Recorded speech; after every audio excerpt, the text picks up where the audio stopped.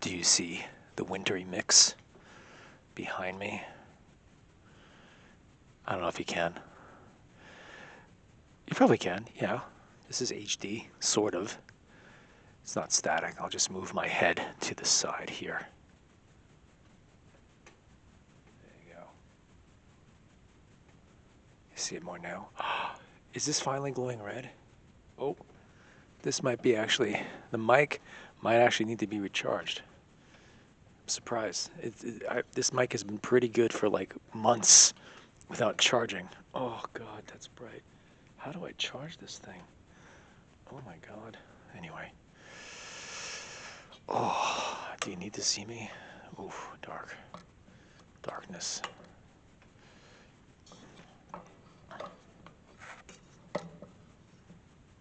Okay. All right, well, I don't know if it's going to be staticky or something now because it's not charged. All right, I'm not going to worry about it right now. Yeah, snow apocalypse today. It's really, it's bad outside. It's like it hasn't been this bad in years. Like it's snow and now it's ice. And it's like, I tried to go to like FedEx and stuff today. I tried to get like, make some photocopies. They have some stuff open here on Sunday, limited hours. But no, Starbucks is closed. Dunkin' Donuts is closed. Even Rite Aid's closed.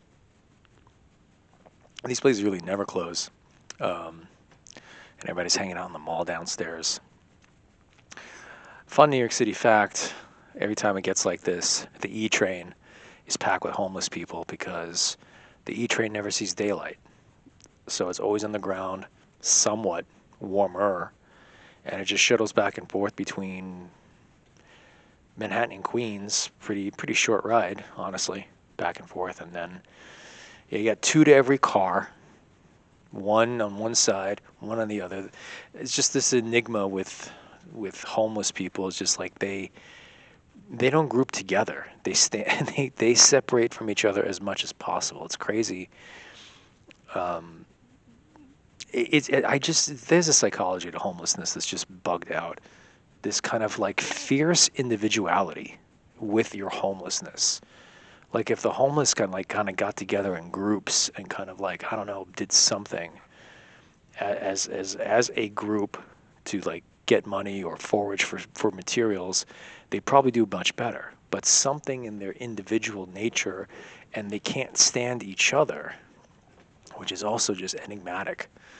I was witness one time in a pizzeria where two homeless people were asking each other for change or for a slice of pizza, and neither one of them realized the other one was homeless.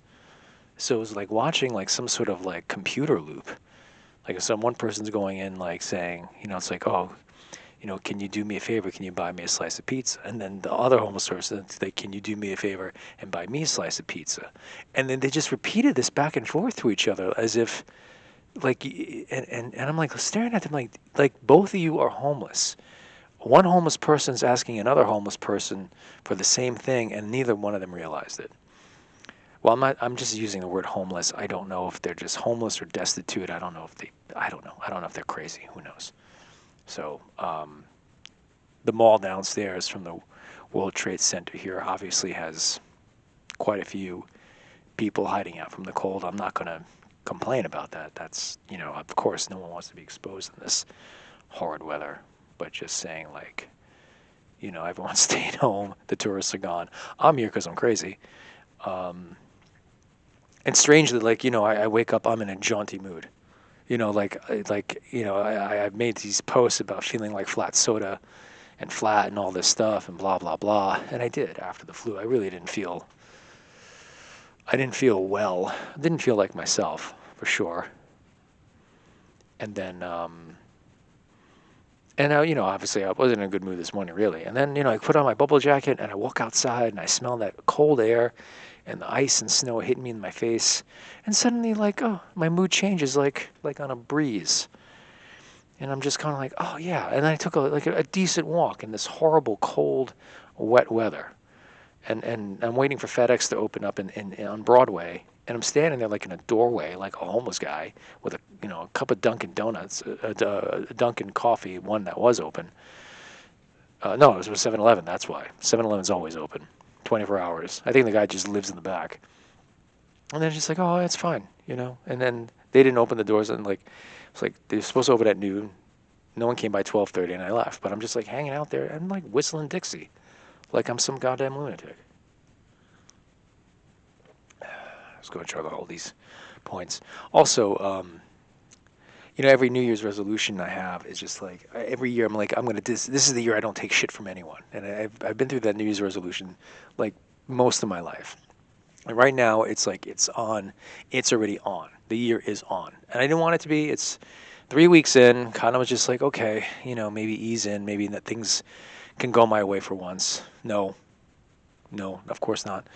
Uh, there's an old lady that lives downstairs from me. She's a horrible woman. I think I mentioned her on this. But she's just a horrible human being. Just like a creature. Just like with a voice that's.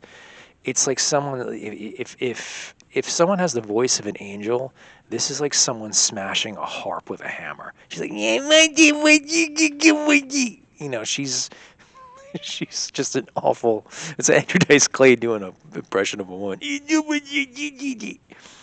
Awful. Awful one. Anyway, she always complains that she's having leaks in her bathroom caused by my bathing, my showering. She calls me dirty, and then I'm showering all the time. So there's like the seams and like I guess the tile or the seam of the tub, whatever. This has been going on for so many years, I don't even want to mention how many years. She must have been younger than me when she moved in because I can't believe this has been going on for so long. So every couple of months, there's something, and it's out of the blue. Just she sends me an email like, it's like she calls me careless and negligent and blah, blah, blah, and I need to get it professionally fixed. Now I made sure to, and this was a while ago, I cemented, caulked, and sealed my tub. So these conversations are so boring. I'm sure people are like, no one's going to watch this channel. And that's it. I had pictures ready to go. She was gone when I did this. And then, of course, all of a sudden, boom. So I send her pictures back right away, blah, blah. You're crazy, blah, blah, blah. Because I have to start with insults because she's insulting me. And she's like, and then she tells me I'm a sick person and that my parents told her that I was a sick person because I saw a psychiatrist. I'm like, well, you don't have to be sick to see a psychiatrist. You could just be, she should be in a mental institution. I told her. Well, not really. But there's one picture I sent her, like, because it's been dying to send this picture to her for years. And I'm a big fan of the movie Exorcist 3, which is it's a great movie, but it just makes you feel bad when you watch it. It is something wrong with that movie. And Jeffrey Dahmer killed people after watching that movie. There's something wrong with that movie. That movie is like haunted. Like some films are like just like that. And there's this scene because they're trying to figure out how like Satan's getting back and forth in the hospital, killing people, and they find like, well, the devil is possessing like old people who have like dementia, and that's what's happening. And there's this scene where this old lady is crawling on the ceiling, like zipping by, like almost like a fucking, like a cockroach, and no one knows, and everyone beneath her, they have no idea. So there's a shot of like George C. Scott, who stars in the movie. I forgot his character's name. George C. Scott, and he's just kind of looking around, and you see in the corner this old lady just crawling on the ceiling like super fast. And I sent that picture to her. It's like me. It's a picture of me. I'm George C. Scott, and I said me trying to live my life. And then it says you. I have an arrow pointed to the old lady, and it says leaky, leaky, leaky, leaky. And she's just, I'm like, you're crawling along the ceiling, looking for leaks like some lunatic. And I'm sure she's not going to respond well to that. And it's just like, well, I don't care. Like, I'm so sick and tired. Like. I'm always on the back foot. I never have a leg to stand on. You name it. Every single quote in the book, every single like analogy, idiom, I don't know what the hell. They call them so many different things. I don't give a shit. It's like my whole life story is just living on my back, crawling on my knees or slithering on my belly. And it's just like, no, I know I got this. I know I sealed up the tub. I know I did this. It's not like, her catching me in the act, or like, oh, I let it go and I was negligent, or something, or I missed something. Like, I made sure to not miss it. And still.